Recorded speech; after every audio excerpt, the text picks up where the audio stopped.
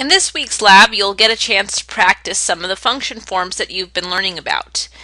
In particular, you'll be practicing the reduced forms of SOP and POS, as well as the NAND, NAND, and NOR, NOR forms of a circuit.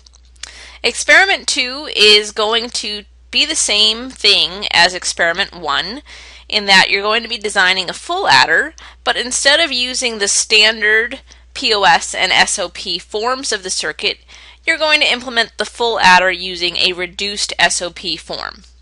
So what I would suggest is, in order to do this experiment, take your experiment 1, copy the entire project folder, and then change its name to Lab 2 or Experiment 2, and then just open it up and go ahead and directly modify your entity and architecture for your full adder.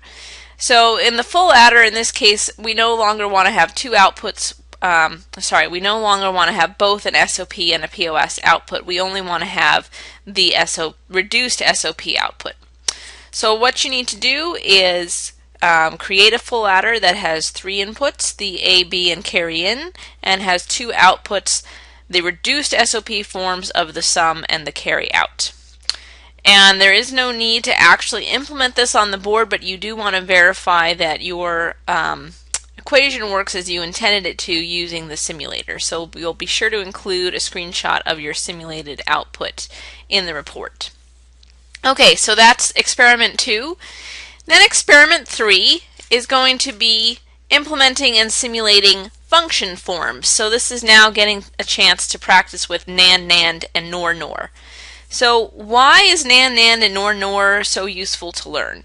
Well, it sort of has a legacy reason for that. Before we had FPGAs, field programmable gate arrays, or CPLDs, which are called programmable logic devices, you had to make digital circuits using discrete integrated circuits. So that is, you would buy this little chip off the shelf that maybe was just a collection of just NAND gates or just NOR gates. And the reason why you would make just NAND or just NOR gates is because you could use the NAND gate to be any function you'd like, as we've already discussed, or use the NOR gate to be any function you'd like.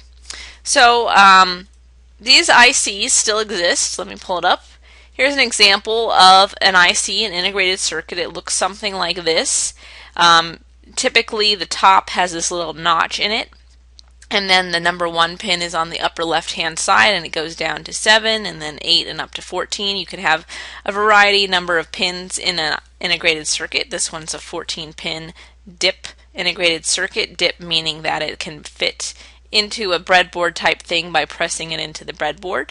And you can see this specific 2-input NAND gate has 4 2-input NAND gates on it, and you could see that if you attach something to pins 1 and 2, those could be the inputs of your first NAND gate, and the output would be number 3, and then maybe you want to put the output of that NAND gate into the input of this next NAND gate, or whatever. You can configure this to however you want by manipulating the inputs and outputs. So back in the day, let's say you wanted to implement a circuit, you could put it in NAND, NAND form and then figure out how to create that circuit with a whole bunch of these integrated circuits or these ICs on a breadboard instead of doing the design on an FPGA. So that's why these forms are so important, because that's how you used to actually implement these circuits. But now that we have FPGAs, we don't need to worry about buying these individual ICs, and therefore these forms aren't as necessary to know these days. But it's important to know for legacy reasons and to sort of see where things have come from. Okay, so given all that, let's go back to the experiment. So what's going to happen is you're going to be given this bit file that you have to download to your Nexus board. So you open up Adept, download the bit file to your Nexus board, and you're going to have 4 different switches, and it shows you here which switches they are, A, B, C, and D, and a light, LED 7. And what you're going to want to do is go through all 16 possible combinations of the switches and see which combinations turn on the LED, and go ahead and develop a truth table based upon that. So you're basically trying to figure out what was the function that was implemented in this bit file.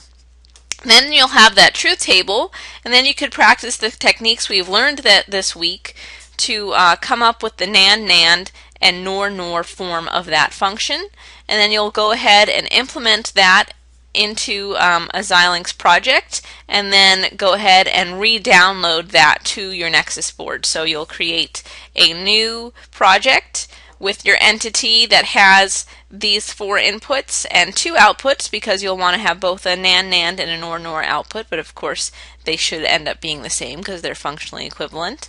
You'll test that in ISIM, and you'll download it to the board and verify that it is the same output as you had from the initial experiment 3 function.bit that you received. So that's the whole goal of the lab. What you're going to do is do a full lab write-up. That's going to include a write-up for both the full adder and this experiment 3 on the function forms, but I only need a demo on the function forms just so I can see that you did try it out and it works appropriately.